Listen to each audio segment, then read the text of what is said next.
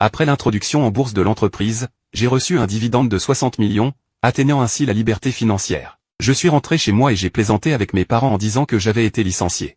Je comptais retourner dans ma ville natale pour vivre de leur rente, mais mes parents ont immédiatement transféré tous les biens immobiliers à mon frère cadet, disant qu'ils allaient emménager avec lui. Ils m'ont dit de me louer un appartement moi-même. Ma petite amie en a profité pour venir me quitter. J'ai souri et j'ai accepté joyeusement toutes leurs demandes. Je n'ai pas dit un mot des 60 millions. Maman, papa, cette fois je reviens brusquement parce que j'ai été licencié. Vous pouvez m'entretenir un moment? En voyant l'air stupéfait de mes parents, j'allais sourire et dire « Je plaisante, je vous ai fait peur ?» Mais j'ai vu mon père tirer ma mère par le coin de sa veste, et tous deux m'ont souri de manière figée. « Ce n'est pas grave, un peu de repos, c'est bien aussi. Fils, va d'abord te reposer dans ta chambre. Ta mère et moi devons sortir pour régler des affaires. » Sur ces mots, ils se sont précipités dans leur chambre. Craignant qu'ils ne prennent cela au sérieux, j'allais frapper pour m'expliquer quand j'ai entendu mon père dire dans la chambre « Zhang Shen est au chômage et reste à la maison, il ne veut pas vivre à nos crochets, non, ce n'est pas possible. Pendant qu'il ignore combien nous avons, dépêchons-nous de lui cacher nos économies.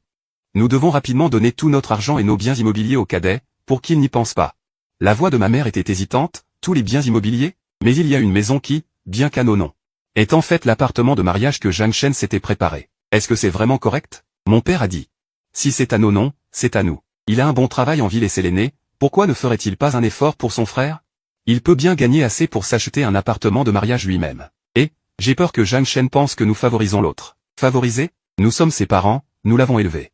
Et maintenant qu'il est au chômage, donner au cadet, c'est comme économiser pour lui. Sinon, s'il devient paresseux et ne travaille pas, il va tout gaspiller. Ma mère a réfléchi un moment, puis a finalement hoché la tête, d'accord, je vais aussi prévenir Ao. Pour qu'il ne dise rien de travers. Appuyé contre la porte, j'ai ri amèrement, puis je suis retourné dans ma chambre. Je sais que depuis mon enfance, mes parents ont toujours préféré Zhang Ao, car j'ai grandi avec ma grand-mère. Ao a grandi auprès de nos parents. Depuis petit, on m'a dit, tu es l'aîné, tu dois agir comme un père. Que tu aies raison ou tort, tu dois toujours céder à ton frère. Nous travaillons dur, nous nous levons tôt et couchons tard pour toi. C'est pourquoi nous n'avons pas pu te garder ici dans notre ville natale. Ton inscription scolaire est là-bas maintenant, te transférer nuirait à tes études. Reste donc dans ta ville natale. Nous devons nous occuper de ton frère. Je comprenais les difficultés de mes parents. Donc, après ma première année d'université, je n'ai plus jamais pris leur argent. J'ai même travaillé à temps partiel pour payer les frais de scolarité de mon frère. Après avoir obtenu mon diplôme, j'ai travaillé dur pendant près de 8 ans.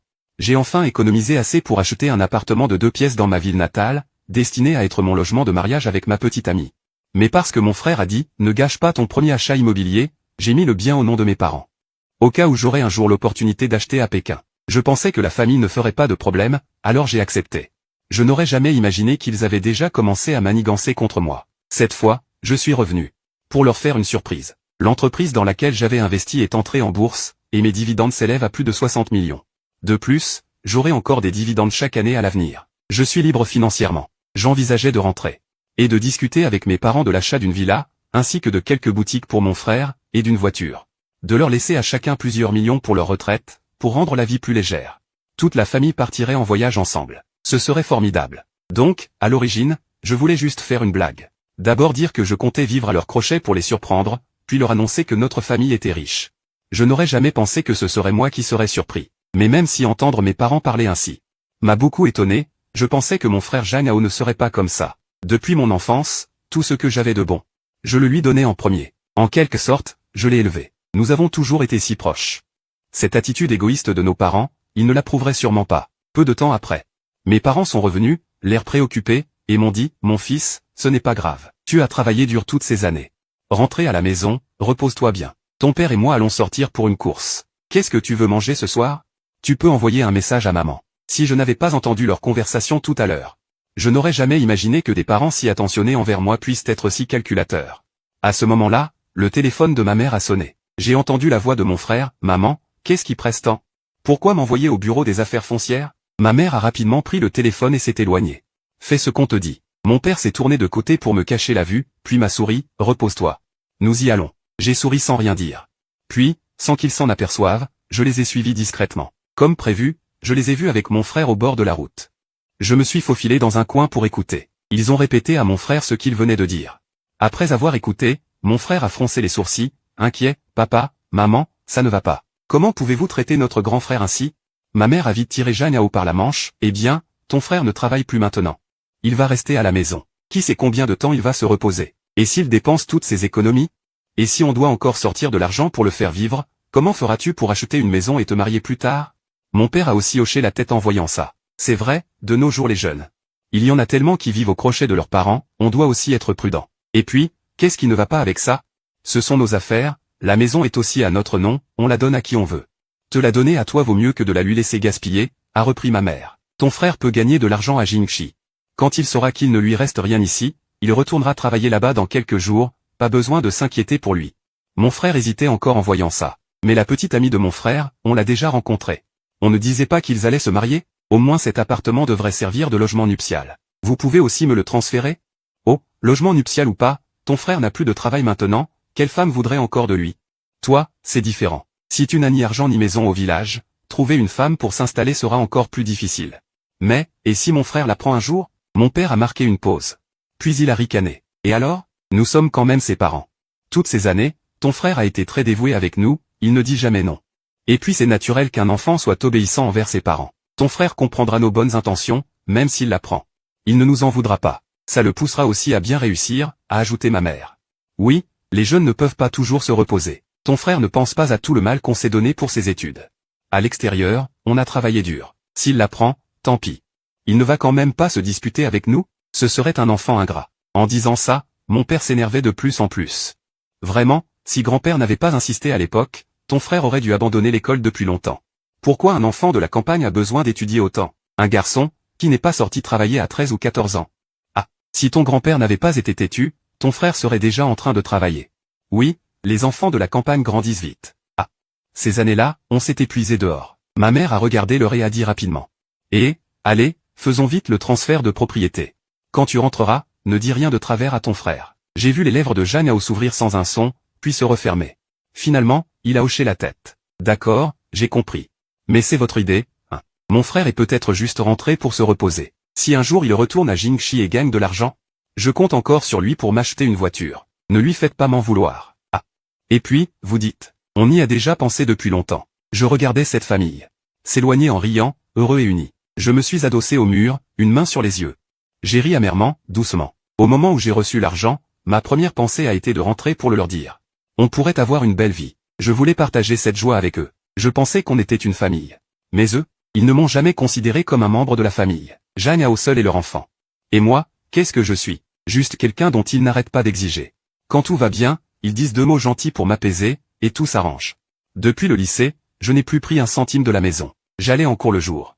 Le soir, je travaillais comme serveur pour ne pas qu'ils aient trop de pression. Je portais tout le temps des vêtements donnés.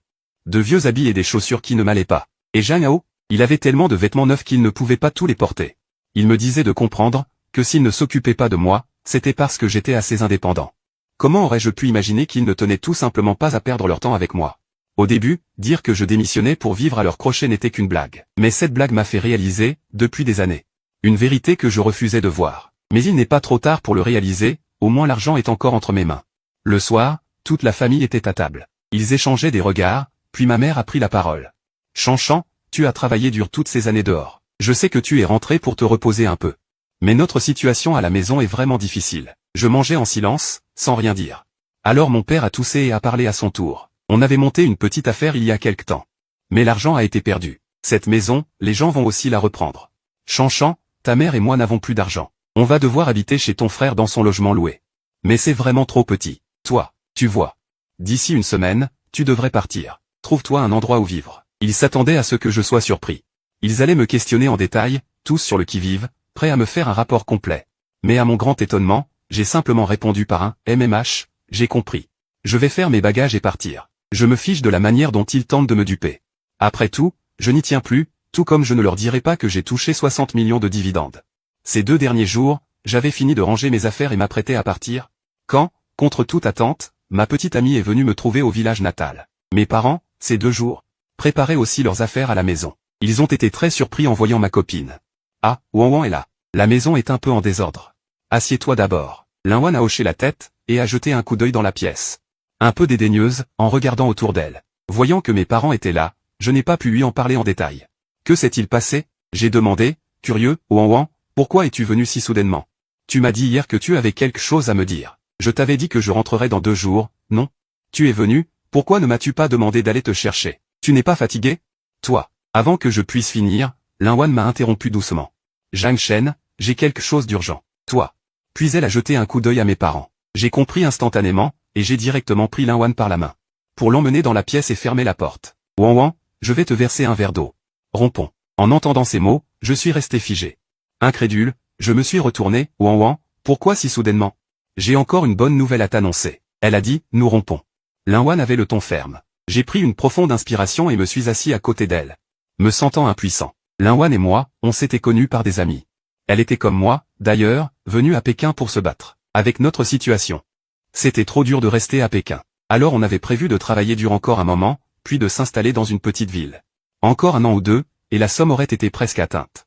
On se préparait à se marier. Je savais bien que sa mère ne m'aimait pas. Mais je n'avais pas imaginé qu'elle me demanderait si soudainement la rupture. J'allais ouvrir la bouche pour parler de ma liberté financière, quand, à ma grande surprise, Lin Wan, d'un air impatient, a dit directement, Zhang Shen. Tu es vraiment incapable. Après toutes ces années à Pékin, tu n'arrives même pas à acheter un seul appartement. Les paroles que j'allais dire ont été ravalées. Wan Wan. Non, ce n'est pas une question de capacité. Un appartement à Pékin coûte 20 millions.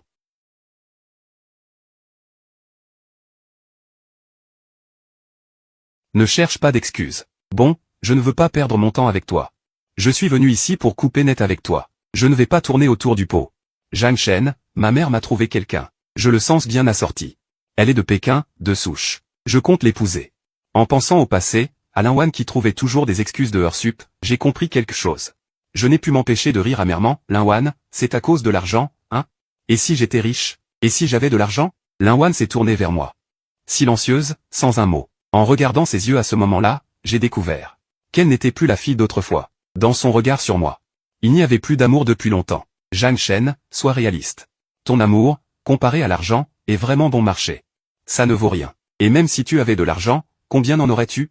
De toute ta vie, tu ne pourras pas acheter une maison à Pékin. Entre toi et ces travailleurs migrants. Dans le fond, il n'y a aucune différence. Zhang Shen.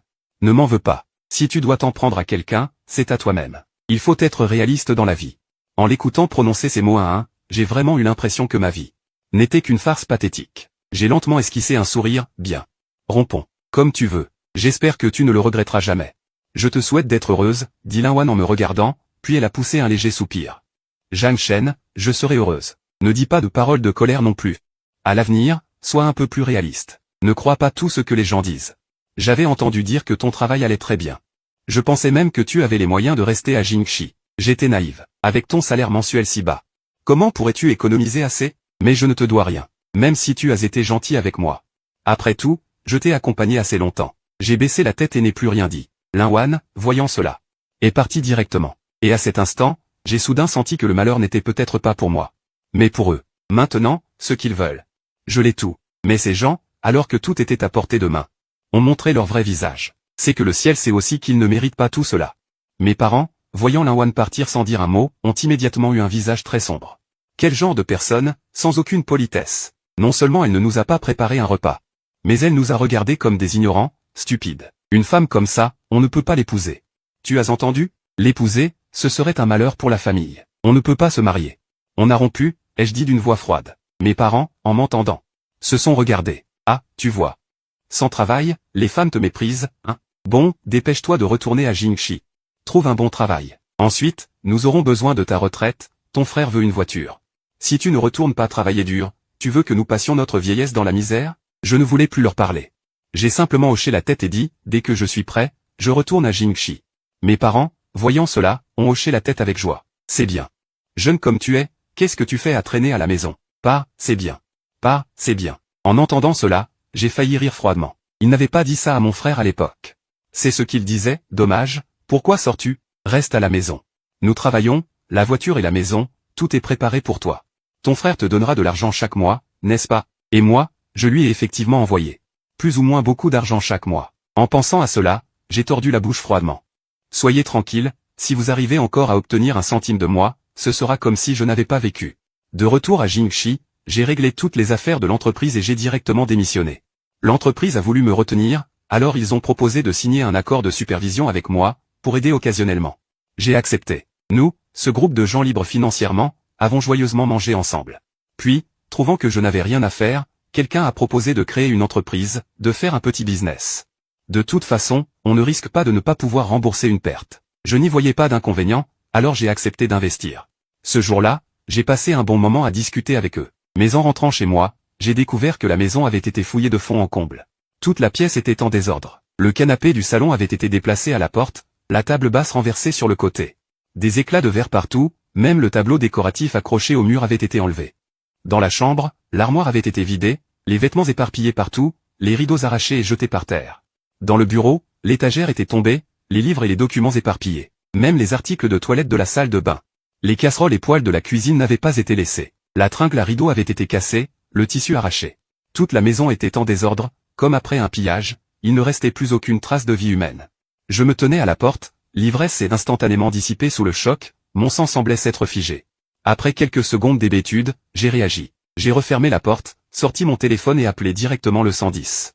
Mes doigts étaient devenus blancs à force de serrer. Dans l'appel, j'ai essayé de garder ma voix calme, j'ai donné mon adresse et expliqué que la maison avait été retournée.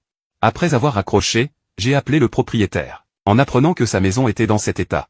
Il a dit précipitamment qu'il arrivait tout de suite. 10 minutes plus tard, la police est arrivée la première. 2 agents sont entrés avec des enquêteurs. Les enquêteurs ont inspecté la pièce avec des instruments, relevé des empreintes digitales et des traces de pas. Les agents m'ont interrogé, demandant à quelle heure j'avais quitté la maison pour la dernière fois, si j'avais vu des personnes suspectes. Quels objets de valeur avaient été perdus. J'ai répondu à tout, disant que j'avais dîné avec des amis la veille, que j'étais rentré au petit matin, et que j'avais trouvé la porte entrouverte. En entrant, c'était comme ça. Quant aux objets de valeur, comme je me préparais à partir pour réorganiser ma vie, la plupart de l'argent liquide et des objets de valeur. Tout était placé dans le coffre-fort. Le coffre a été forcé mais pas ouvert. En revanche, quelques objets du quotidien sans valeur. Tout avait été emporté. Le propriétaire arriva ensuite et en entrant dans l'appartement, il vit cet état. Il devint tout vert, pointant du doigt le désordre dans la pièce, incapable de parler un long moment, puis il finit par lâcher.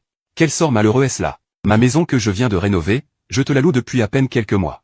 Je me suis empressé de m'excuser, disant que je paierais les dégâts, et le visage du propriétaire s'est un peu détendu. Je me tenais à côté, coopérant avec la police pour faire le procès-verbal. Les enquêteurs s'affairèrent pendant plus d'une demi-heure, sur la poignée de porte.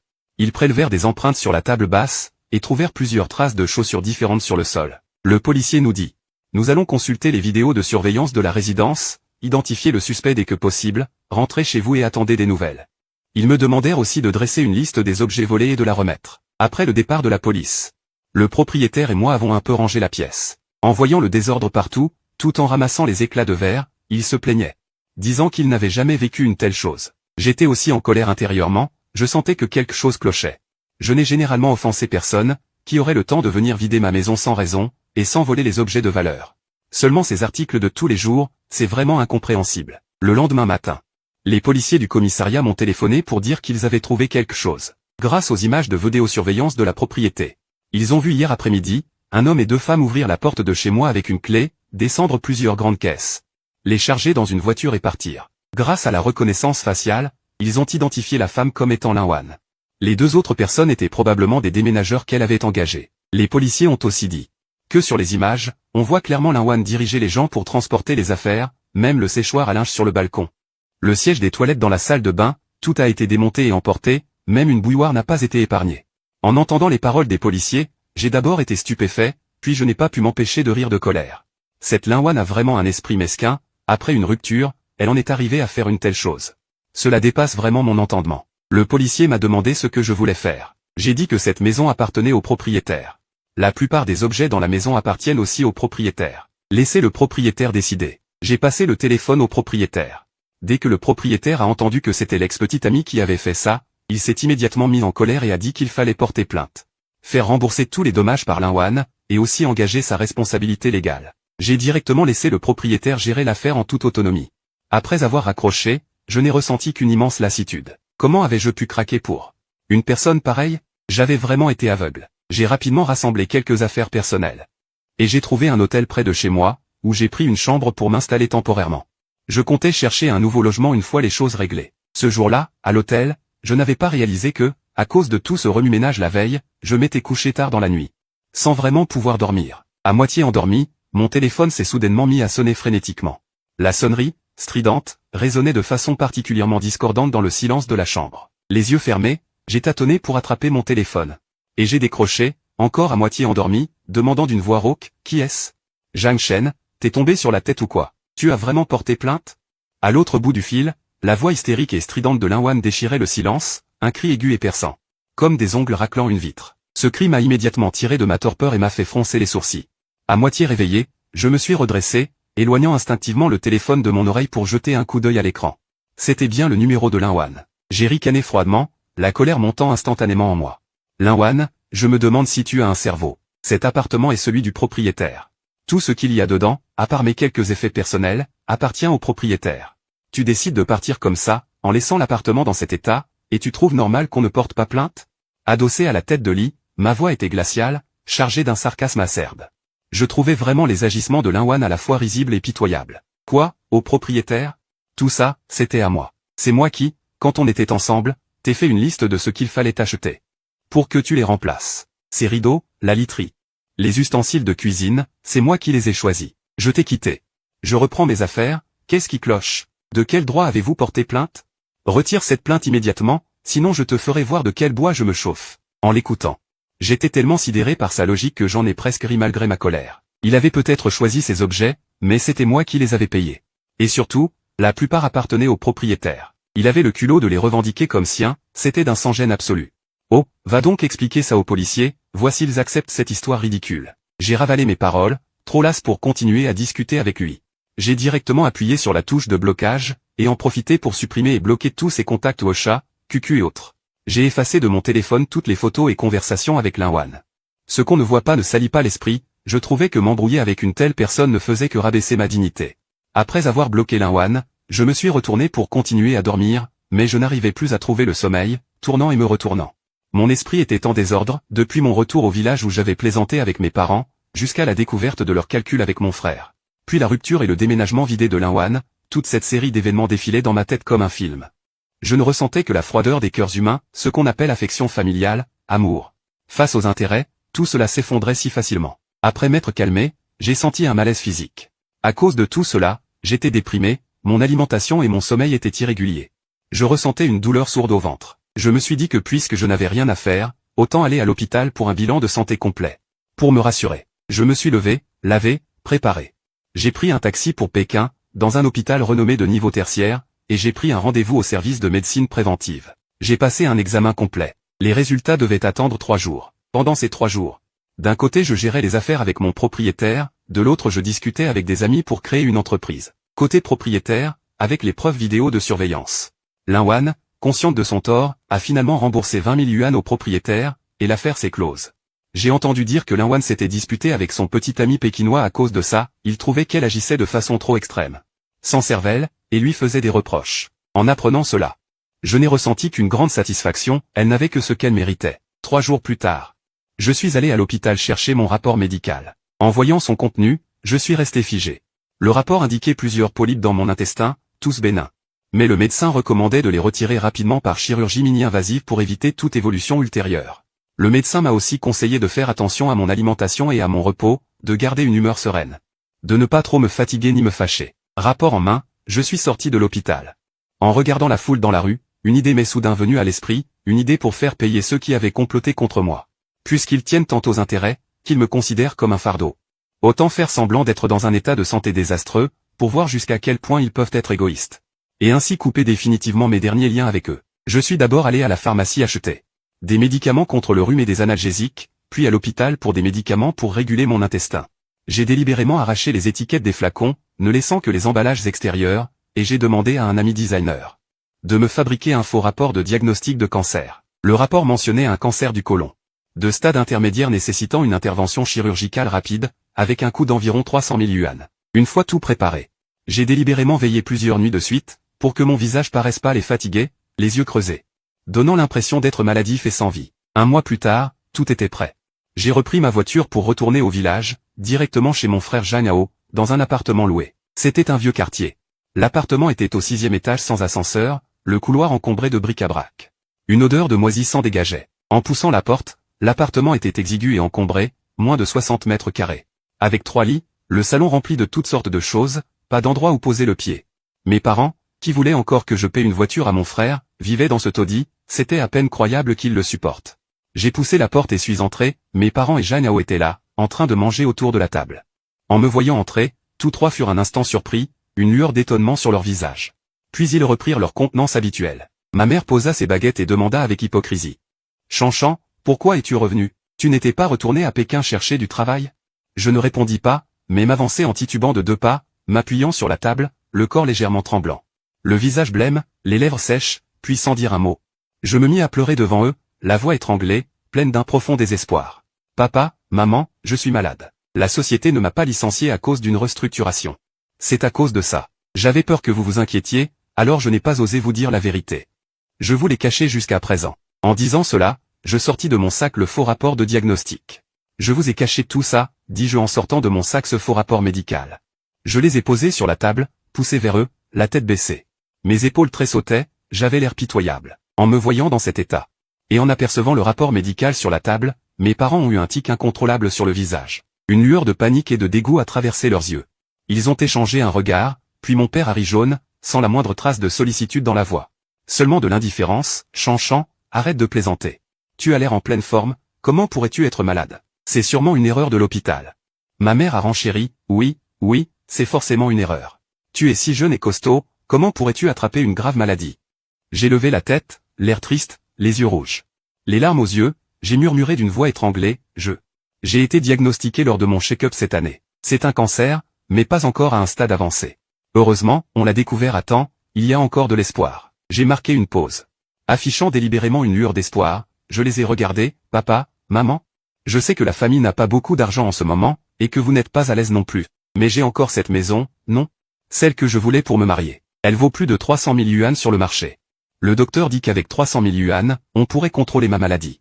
Et m'opérer. En disant cela, je les ai regardés avec espoir. Je serrais les poings si fort que mes jointures blanchissaient, comme si je me raccrochais à une dernière bouée de sauvetage. Papa, maman, je considère cet argent comme un prêt. Je travaille depuis assez longtemps.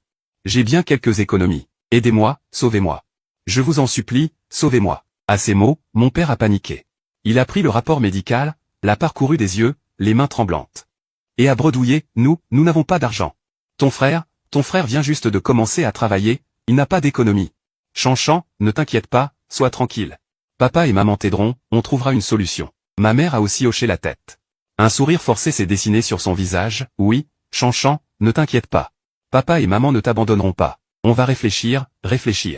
Ils disaient vouloir m'aider, mais leurs yeux fuyaient, incapables de me regarder en face. Puis ils m'ont fait asseoir sur le canapé pour attendre, disant qu'ils allaient faire les comptes dans la chambre pour voir combien il restait. Et combien ils pouvaient réunir. Je les ai regardés entrer l'un après l'autre dans la chambre et fermer la porte. Un sourire glacé s'est dessiné au coin de mes lèvres. Je me suis levé, et sur la pointe des pieds, je suis allé vers la fenêtre du balcon.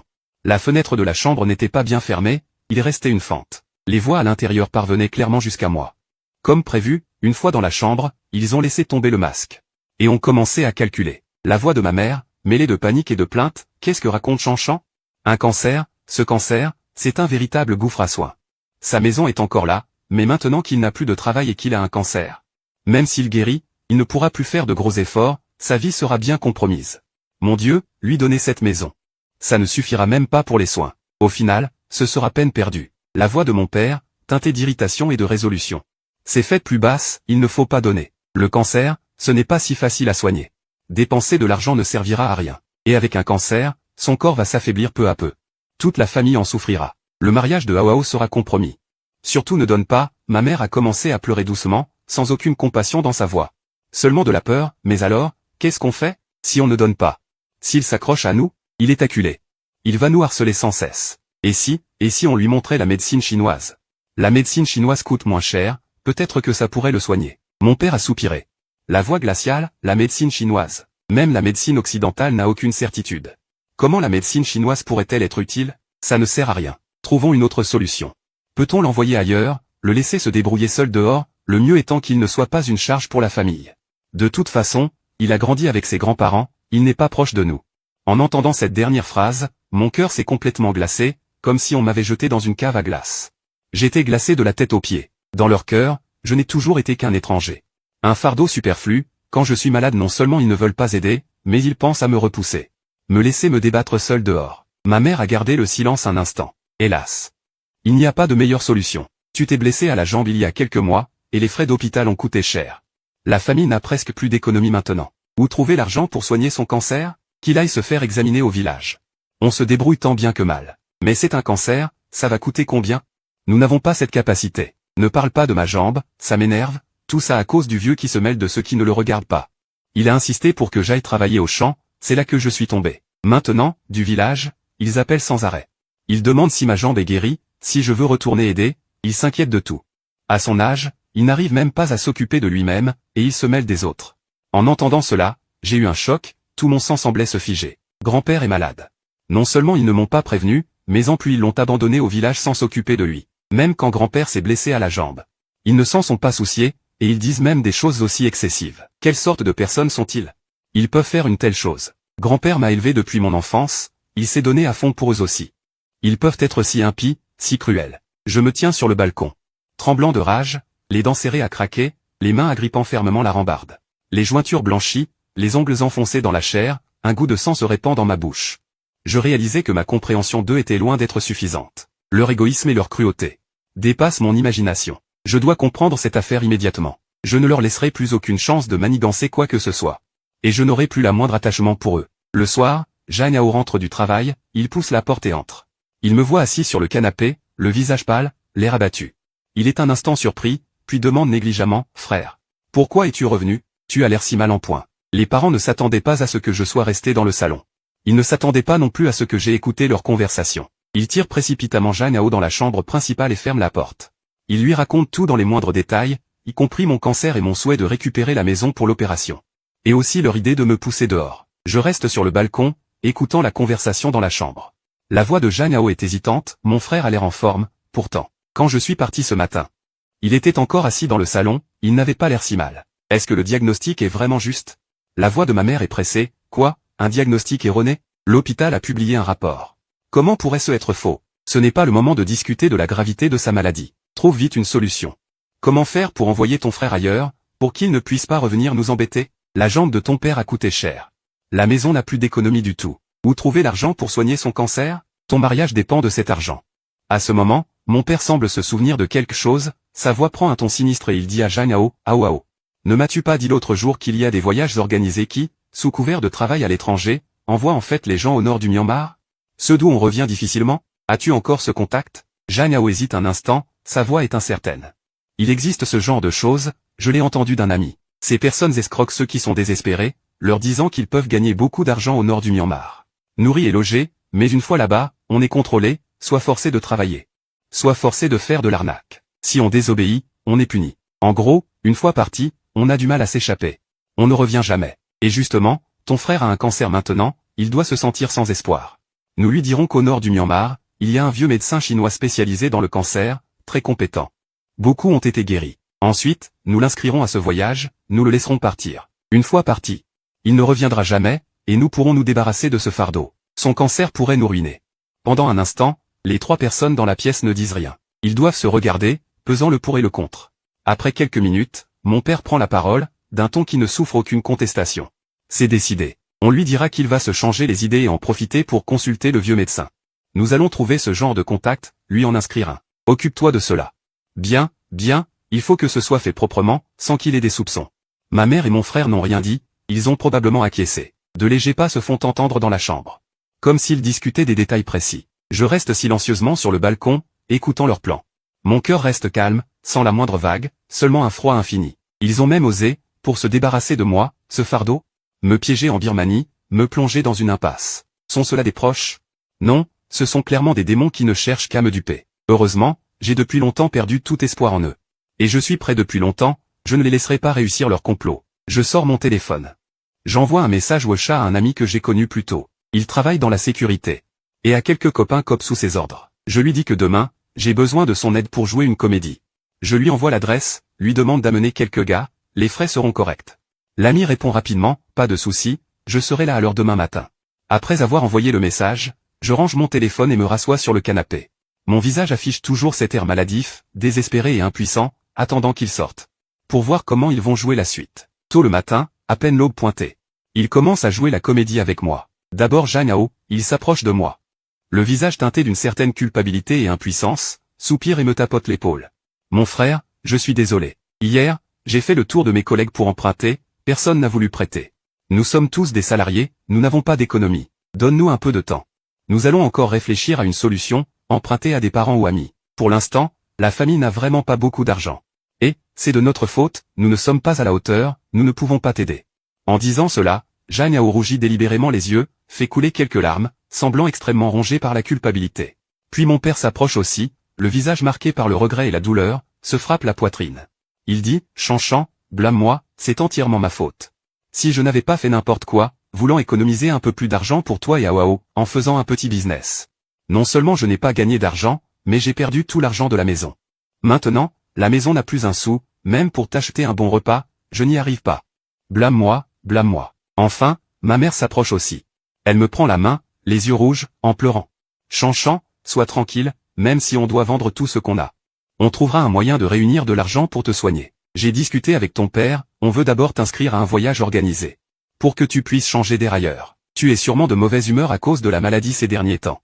Sors un peu, détends-toi, ça fera du bien à ta maladie. À ton retour, on t'emmènera dans un grand hôpital pour te soigner, peu importe le coût. On te soignera. Tous les trois, parlant à tour de rôle, jouent leur rôle de façon vivante. Un étranger, s'il ne savait pas, serait certainement ému par leur fausse sollicitude.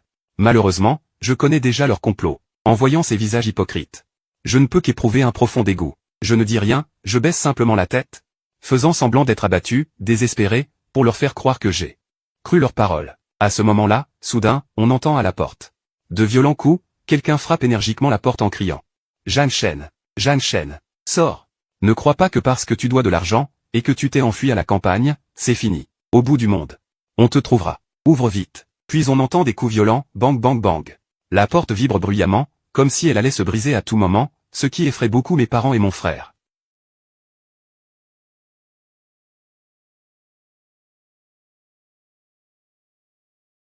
Zhang Shen, combien dois-tu exactement? Comment ces gens ont-ils pu te trouver ici? Tout en parlant, il ouvre la porte en tremblant, probablement de peur que les coups n'abîment la porte. Et qu'ils doivent rembourser le propriétaire. Dès que la porte s'ouvre, 4 hommes costauds entrent, mesurant tous plus d'1,80 m, bien bâtis. Le regard sérieux, une allure qui n'a rien de commode. Le chef de ces hommes costauds est justement l'ami que j'ai trouvé, celui qui travaille dans la sécurité, Dazuang. Dazuang entre dans la pièce. Son regard parcourt les 3 personnes présentes, puis se pose sur moi, et il prend délibérément un air féroce. Il ricana et dit, Zhang Shen, tu as perdu ton travail. Tu es malade, tu veux te cacher, hein? Ne crois pas que te cacher à la campagne va tout arranger. Si je ne te trouve pas aujourd'hui, quand tu tomberas malade. À qui allons-nous réclamer notre argent? Mes parents, voyant que je ne disais rien et apercevant ces 4 hommes costauds à l'air menaçant, furent soudain terrifiés et crièrent, nous allons appeler la police. Qui êtes-vous? Sortez immédiatement, sinon nous appelons la police. Dazuang se massa les poignets, fit craquer ses jointures, ricana méchamment. Appelez donc. Je veux bien voir ce que la police pourra faire. Zhang Shen me doit 1 million, de fond en comble. J'ai une reconnaissance de dette pour le prouver. Même la police devra l'admettre, dit-il. En sortant de sa poche un faux billet à ordre qu'il jeta sur la table. La somme d'1 million terrorisa immédiatement mes parents et Zhang Yao, qui reculèrent en chancelant de 2 pas. Ils ne se stabilisèrent qu'en s'appuyant sur la table. Ma mère pointa mon nez et cria. Zhang Shen, fils indigne. Comment peux-tu devoir autant d'argent? Es-tu fou? Veux-tu nous ruiner? Comment avons-nous pu élever un enfant pareil? Mon père se joignit à sa colère, enfant irresponsable, qu'est-ce que tu traînais dehors? Pour devoir une telle somme, comment veux-tu qu'on survive? Quelle faute avons-nous commise dans une vie antérieure? Pour avoir un fils comme toi? Zhang Yao, dégoûté, me regarda aussi, frère. Tu es vraiment un fauteur de troubles. 1 million, notre famille ne gagnera jamais autant d'argent en plusieurs vies. N'est-ce pas nous acculer à la ruine? Je fis semblant d'être terrifié et impuissant, et balbutiai. La voix pleine de larmes, ce n'était pas exprès. C'est qu'avant, je voulais acheter une maison à Pékin, j'ai dépensé un peu par erreur. Et puis j'ai aussi dépensé pour ma petite amie. Qui aurait cru que je n'achèterais pas la maison, que je perdrais mon travail? Et que je devrais autant? Je n'y peux rien. Mon père, violet de rage, leva la main pour me pousser, mais Dazuang, plus rapide, s'interposa pour me protéger. Il fusilla mon père du regard et ricana, je sais qu'il est malade. Si vous osez le toucher et qu'il lui arrive quelque chose, on vous tiendra pour responsable, vous ne pourrez pas vous défiler. Mon père, intimidé par le regard de Dazuang, garda la main levée, figé à mi-chemin, n'osant pas la baisser. Dazuang balaya les 3 du regard. Et ricana, je ne veux pas en faire tout un fromage. Une dette se rembourse, c'est la loi. Je me suis renseigné, il a un appartement dans le coin. Vous le donnez en remboursement. 1 million? Cet appartement suffit juste. Une fois la dette effacée, l'affaire est réglée. Sinon, nous viendrons tous les jours faire du scandale, vous n'aurez pas la paix. Mon père, face aux 4 gaillards qui semblaient trop grands pour la petite pièce, tremblait de peur en parlant. La voix hésitante, agitant les mains, nous n'avons pas d'argent. Cette maison n'est pas à lui, elle est à nous. Rien à voir avec lui. Nous ne pouvons pas la donner. Dazuang ricana. Sortit de sa poche un papier préparé à l'avance, un acte de rupture de liens parentaux. Et le jeta sur la table, bien. Puisque vous ne voulez pas donner la maison en remboursement. Alors signez ça. Il montra l'acte, articulant chaque mot. Signez ça, et vous prouvez que vous avez rompu tout lien parental avec Zhang Shen. Ces dettes n'ont plus rien à voir avec vous. Nous emmenons votre fils. Quant à son sort, vous ne vous en souciez plus. Là, il ricana. L'argent, je trouverai un moyen de le récupérer sur lui. Même s'il est en mauvaise santé, il y aura toujours un moyen de le faire rembourser. Dès que mes parents et mon frère entendirent cela, leurs yeux s'illuminèrent, comme s'ils avaient trouvé une bouée de sauvetage, un sourire de joie intense sur le visage. Ils attrapèrent rapidement le stylo et signèrent l'acte de rupture de liens parentaux. Y apposèrent leurs empreintes digitales. À leur expression, on voyait qu'ils étaient soulagés. Étonnés qu'une telle chance existe, se débarrasser complètement de moi, ce fardeau, ce boulet. Après avoir signé, ils ont immédiatement remis le certificat à Dazuang, comme s'ils avaient peur d'arriver trop tard. Mon père s'est même empressé de dire, allez, emmenez-le vite, nous n'avons plus rien à voir avec lui. Plus aucun lien. Ne venez plus nous solliciter pour quoi que ce soit le concernant à l'avenir. Ma mère a renchéri, oui, nous avons rompu tout lien avec lui depuis longtemps. Ces dettes n'ont rien à voir avec nous. Emmenez-le vite. Janao, lui, affichait un air soulagé. Il a agité la main, allez-vous-en vite, ne venez plus nous déranger. Dazuang serrait le certificat de rupture de lien parental dans sa main, serrant les mâchoires, et a dit avec colère. Je n'ai jamais vu une famille comme la vôtre. Votre propre fils biologique, malade, non seulement vous ne l'aidez pas, mais vous souhaitez même qu'il lui arrive malheur. Bon, je l'emmène. Ne venez pas regretter plus tard. En les voyant tous les trois, avec cet air impatient et impitoyable, la dernière lueur d'espoir dans mon cœur s'est complètement évanouie. Sans me retourner, sans même leur jeter un dernier regard. J'ai suivi Dazuang et ses frères, et je suis sorti à grandes enjambées de cet endroit étouffant. Dans le couloir. En montant dans la voiture de Dazuang, l'atmosphère s'est immédiatement détendue. Dazuang a baissé la vitre. Le visage plein de colère, frère, ta famille est vraiment trop excessive. Cela dépasse tout ce que j'imaginais. Ce n'est pas une famille, c'est pire que des étrangers. Bien fait, il fallait rompre définitivement. Plus jamais avoir à s'embrouiller avec eux. Les autres frères ont aussi abondé, disant n'avoir jamais vu des parents et un frère aussi égoïstes et insensibles. Et m'ont conseillé de ne plus jamais m'occuper d'eux. J'ai regardé Dazuang et les gars venus m'aider avec une grande gratitude, leur serrant la main un par un. Puis j'ai sorti une liasse de billets de mon sac, et j'ai donné 2000 yuan à chacun pour leur peine. Ils ont refusé en agitant les mains, disant que nous étions amis, que ce n'était rien, qu'il n'était pas nécessaire de payer. Mais finalement, j'ai insisté pour qu'ils acceptent. Après avoir accompagné Dazuang et les autres, je ne me suis pas attardé. J'ai pris la voiture et je suis parti directement vers le village où habite mon grand-père, le cœur plein d'inquiétude. J'ai rangé soigneusement le certificat de rupture de lien parental. Roulant à toute allure, je n'avais qu'une seule pensée en tête, retrouver mon grand-père au plus vite.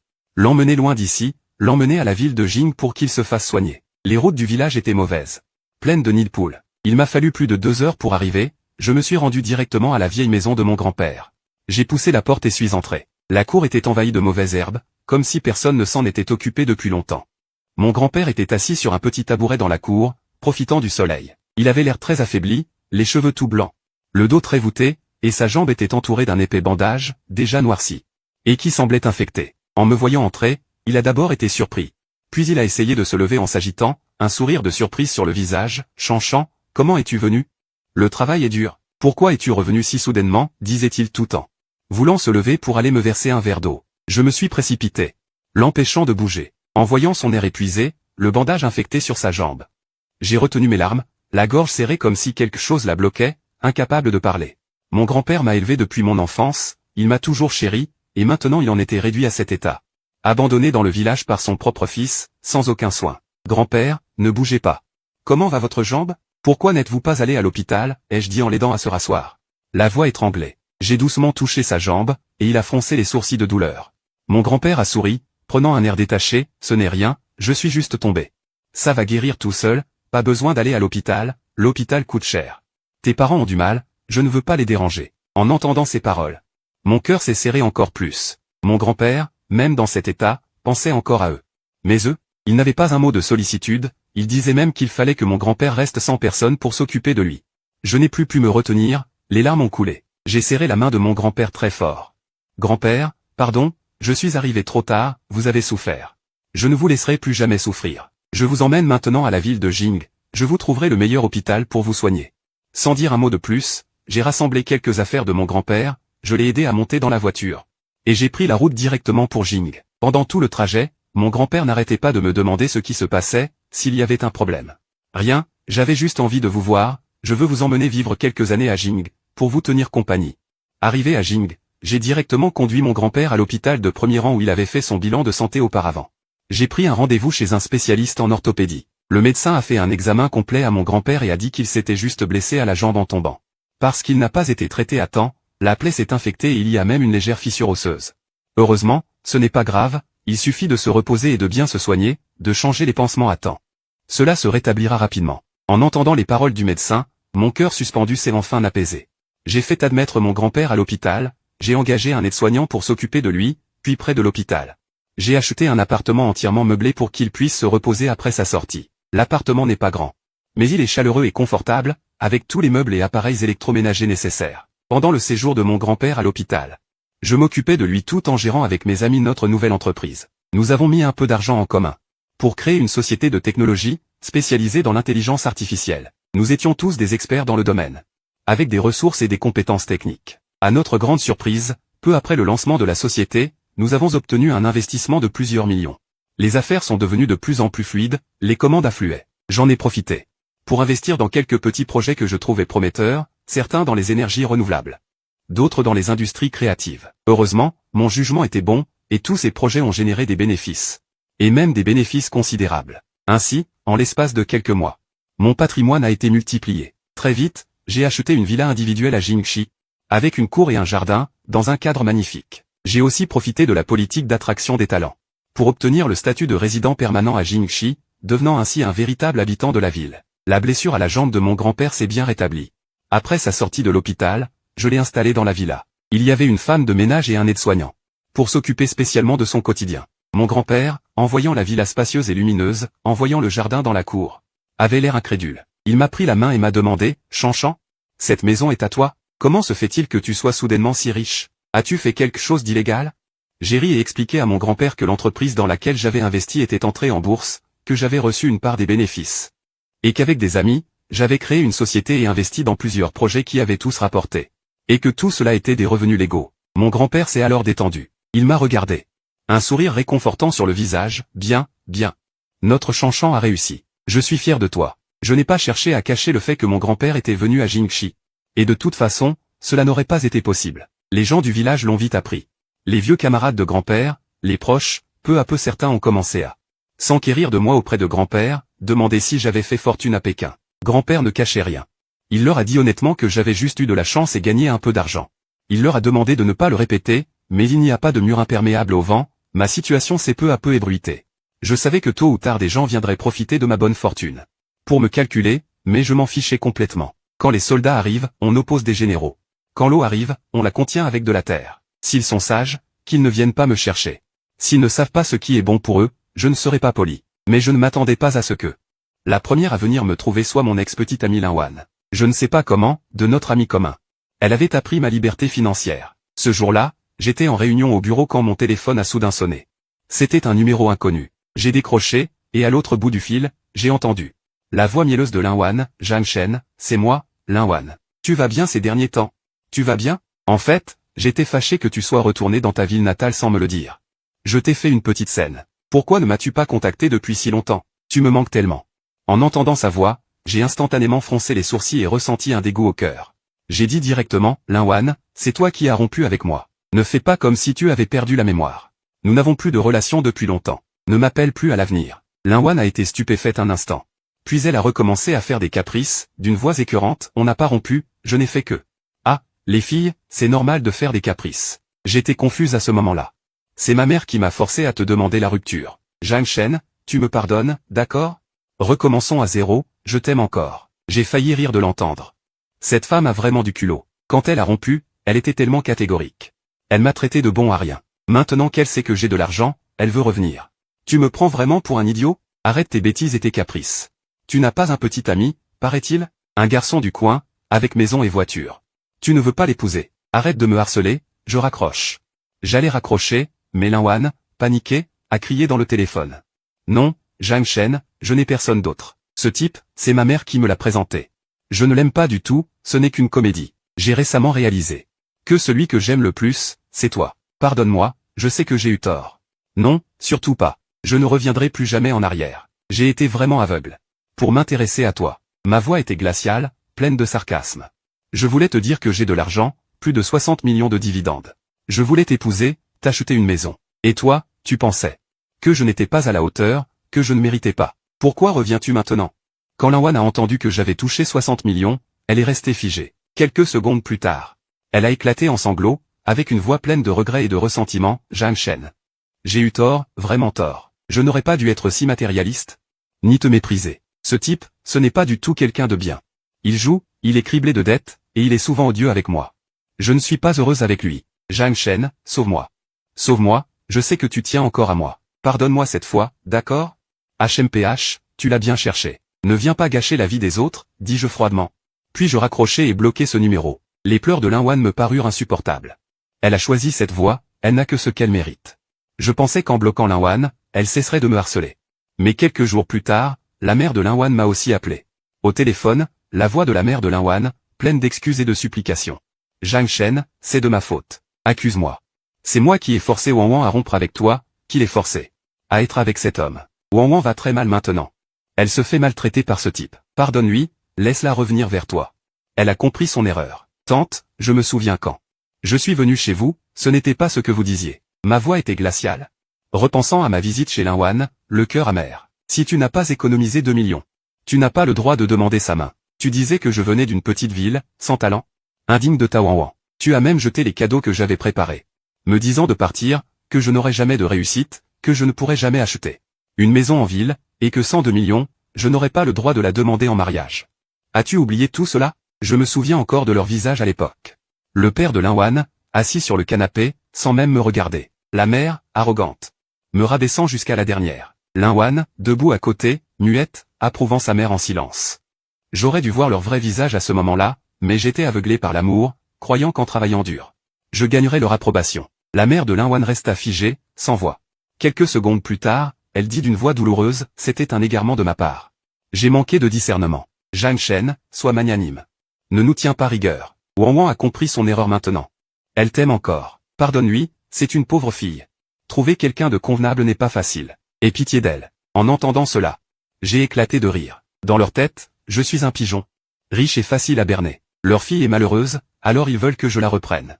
Rien n'est jamais si simple. Tante, désolé. Mais maintenant je suis riche aussi, donc je ne daigne plus regarder votre Lanwan. Elle n'est pas à ma hauteur. Au revoir. Sur ce, je raccrochai. Il raccrocha directement, bloqua également le numéro de la mère de Lanwan, et mit en place un filtrage pour tous les numéros inconnus. Il n'en voulait plus voir, ne voulant plus avoir aucun lien avec cette famille, leur visage était vraiment trop hideux. Il bloqua tout, hors de vue, hors d'esprit, ne voulant plus avoir aucune relation avec cette famille. Leur visage était vraiment trop hideux. Les jours passaient ainsi, je gérais les affaires de l'entreprise tout en accompagnant grand-père. L'entreprise prenait de l'ampleur, mes biens s'accumulaient, et la santé de grand-père s'améliorait de jour en jour. Chaque jour, dans le jardin de la villa, je plantais des fleurs, élevais des oiseaux, bavardais avec les voisins. Je dansais sur la place, la vie était paisible et agréable. En voyant grand-père si heureux, mon cœur était comblé. C'était la vie que je voulais, simple et heureuse. Ce jour-là, il faisait beau, le soleil brillait. Avec grand-père, nous plantions des légumes dans le jardin de la villa. Il y avait un terrain vide que j'avais aménagé en potager. Nous avions planté des choux, des concombres, des tomates, tous les légumes que grand-père aimait. Cultiver ses propres légumes, c'était rassurant pour la santé, et cela permettait de faire de l'exercice. Franchement, avant, je n'aimais pas du tout ces travaux agricoles, mais maintenant, avec grand-père, planter des légumes, retourner la terre, semer, arroser, tout cela me procurait un immense plaisir. Je sentais que c'était un sentiment d'appartenance gravé dans mes os. Dès que je touchais la terre, mon cœur se remplissait de sérénité. J'étais accroupi dans le potager, en train de construire un treillis pour les plants de concombres, quand grand-père rentra chercher de l'eau, disant qu'il voulait arroser les jeunes pousses. À ce moment-là, un bruit de klaxon retentit à l'entrée. Et quelqu'un frappa violemment à la porte du jardin en criant. « Zhang Shen, ouvre, nous sommes ton père et ta mère. Et ton frère aussi, nous venons te voir. » En entendant cette voix familière et répugnante, je m'arrêtai net dans mon geste, fronçant les sourcils. Pas besoin de réfléchir. Ils avaient sûrement appris que j'avais fait fortune à Pékin, acheté une villa, et pris un nouveau domicile. Ils venaient exprès pour profiter de ma réussite. Vraiment, ils ne me lâcheraient jamais. Je me levai, époussetai la terre sur mes mains, et marchai jusqu'à la porte du jardin. J'ouvris le portail. Père, mère et mon frère Zhang Hao se tenaient là, vêtus de vêtements flambant neufs, tenant à la main quelques fruits et du lait bon marché. en me voyant ouvrir. Leurs 3 visages affichèrent un sourire mielleux. Zhang Hao parla le premier, et ses premiers mots furent des reproches. Mêlés à un mécontentement, « Frère, tu t'es bien amusé à nous mentir? Tu joues encore la comédie en famille. Regarde-toi, tu as une villa individuelle à Pékin. Une cour si grande, une maison si belle, et tu ne nous invites même pas, moi et nos parents, à entrer? Tu as vu comme nos parents étaient pressés? En apprenant que tu avais fait fortune à Pékin, ils sont venus en pleine nuit.